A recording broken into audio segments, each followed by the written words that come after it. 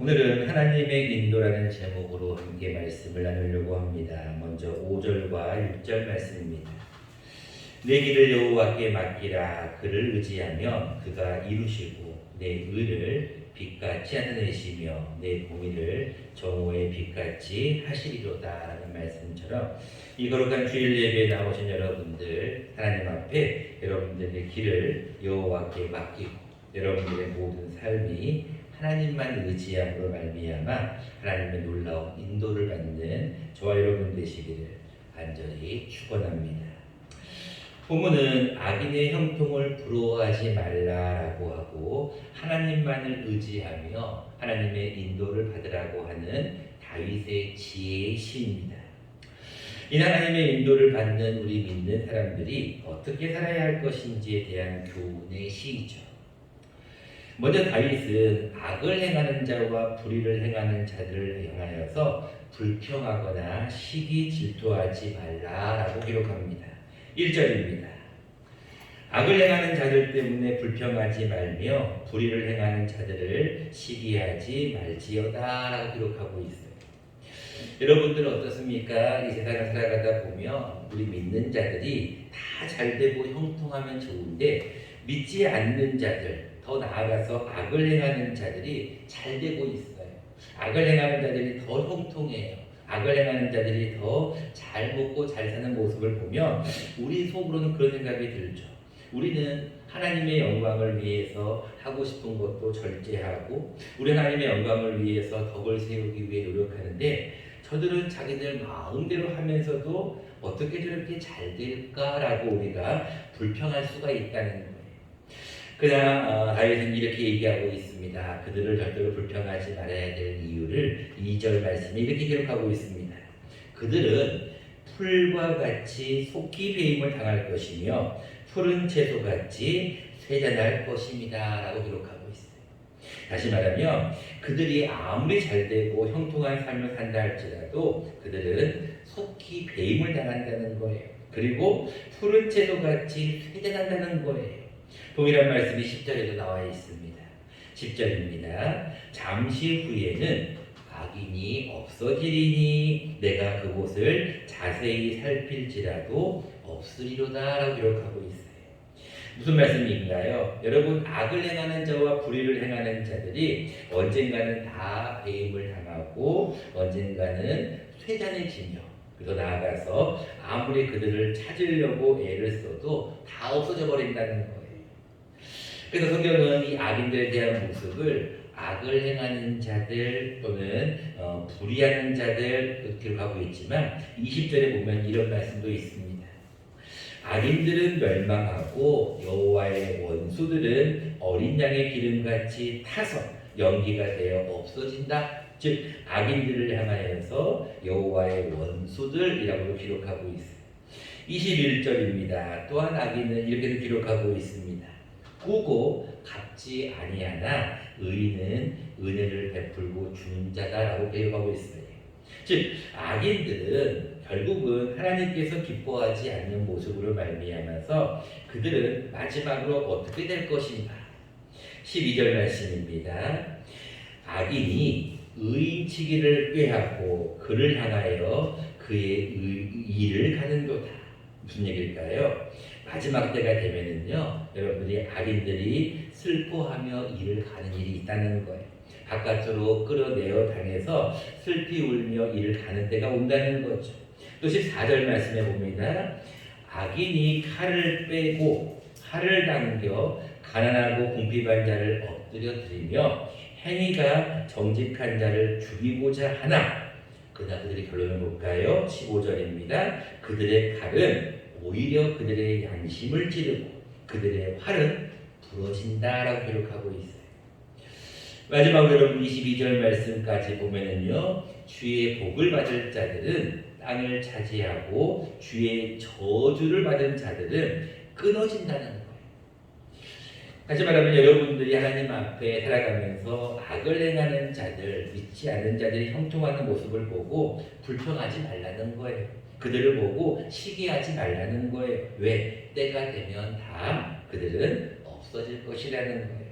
그래서 다윗은 너무나 중요하기 때문에 한 번 더 그들을 향하여서 우리 믿는 사람들을 향하여서 불평하지 말아라 라는 말씀을 한 번 더 합니다. 7절 후반절과 8절 말씀입니다. 자기 길이 형통하며 악을 꾀하는 악한 꾀를 이루는 자 때문에 불평하지 말지어다. 8절 말씀입니다. 분을 그치고 노를 버리며 불평하지 말라. 오히려 악을 만들 뿐이다 라고 기록해요.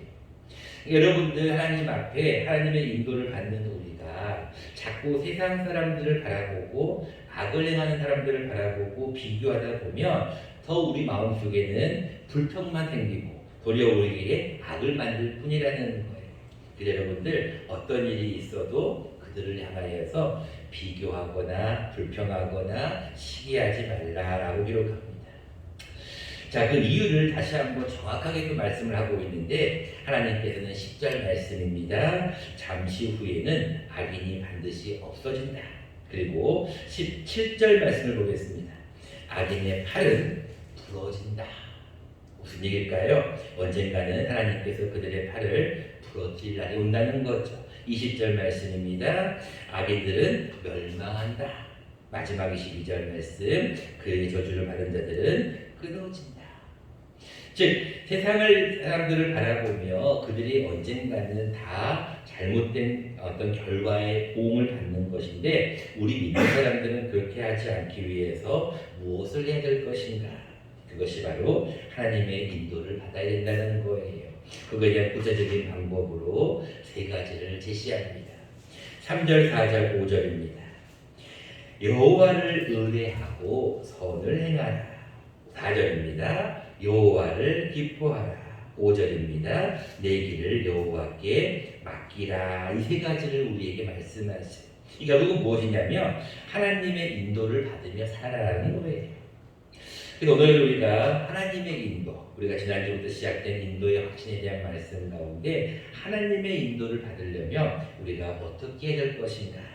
두 가지 말씀을 함께 나누어 보려고 합니다. 첫 번째입니다. 우리가 하나님의 인도를 받기 위해서 우리는 항상 기다려야 됩니다. 7절 말씀입니다. 여호와 앞에 잠잠하고 참고 기다리라 라고 기록하고 있습니다.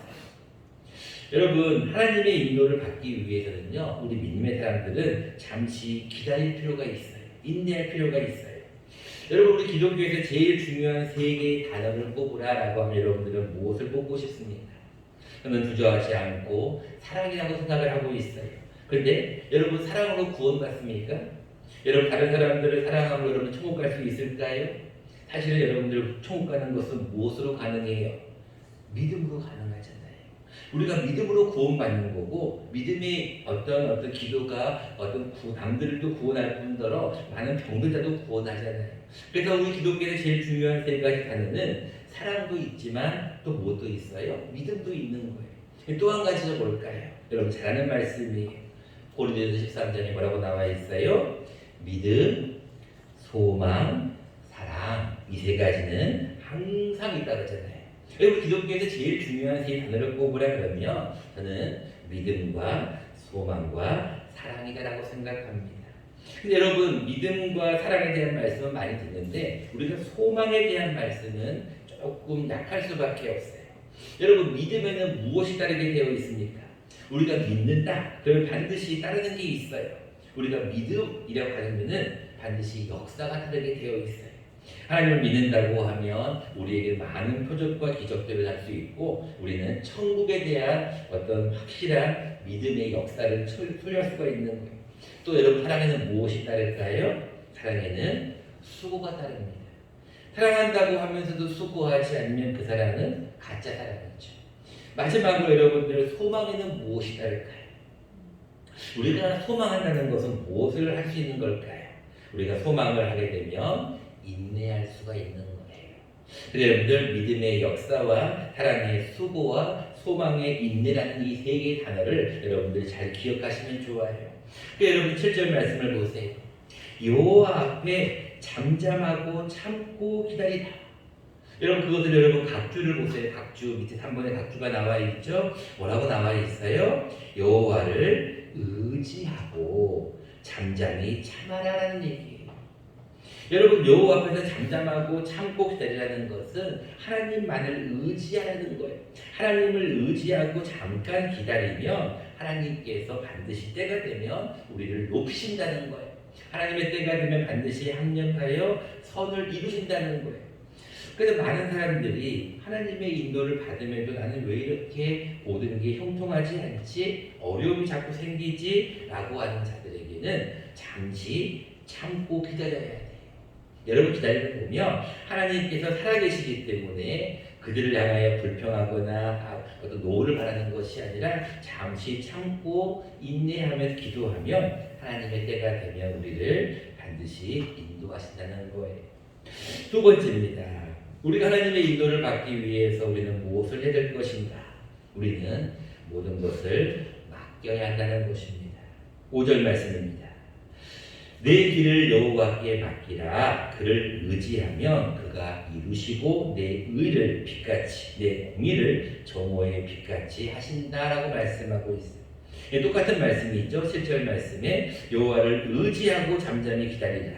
5절 말씀에도 그를 의지하면 그가 이루시는 거예요. 근데 여러분, 의지하기 위해서 우리가 뭐 하라고요? 내 길을 여호와께 맡기라는 거예요. 맡기라. 여러분, 요즘은 많이 없는데 옛날에는 전당포가 있었잖아요. 급할 때는 자기의 물건을 어때요?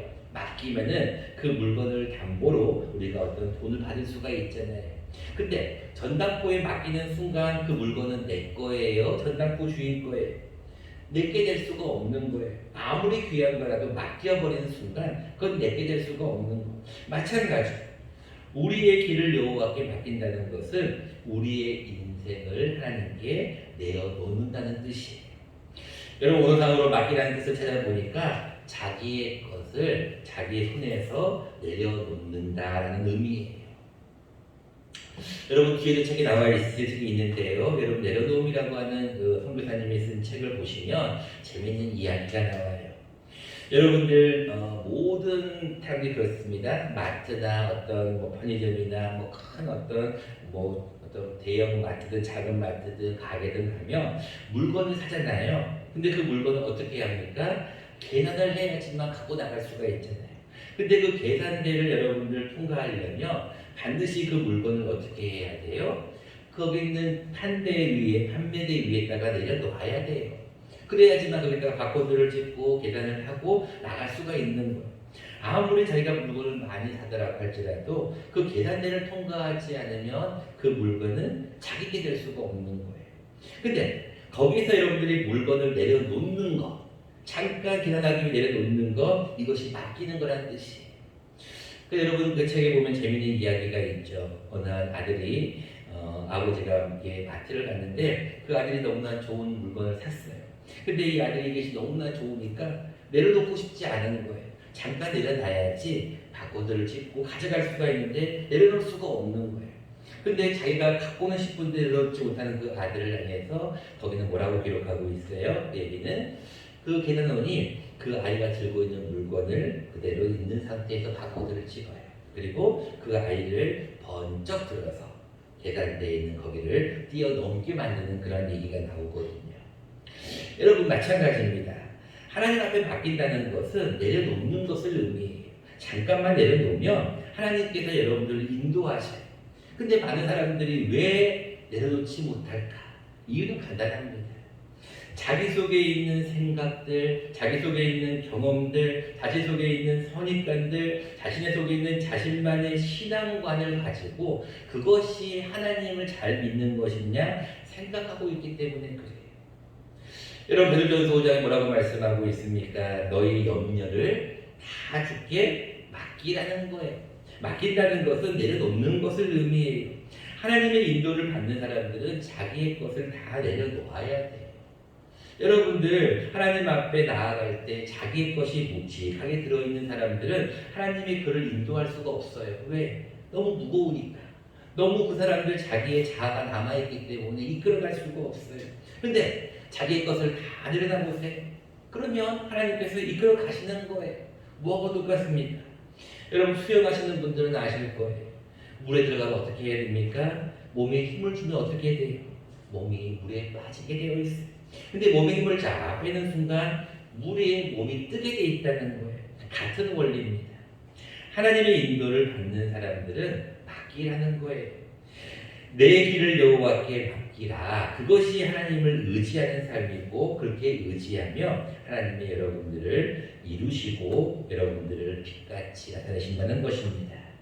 말씀을 맺고자 합니다.